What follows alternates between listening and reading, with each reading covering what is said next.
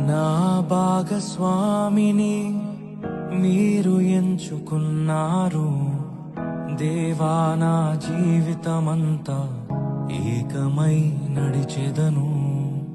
నా ప్రియునితో నన్ను జతపరచి ఉన్నారు దేవా, నా జీవితమంతా ఏకమై ఉండెదను.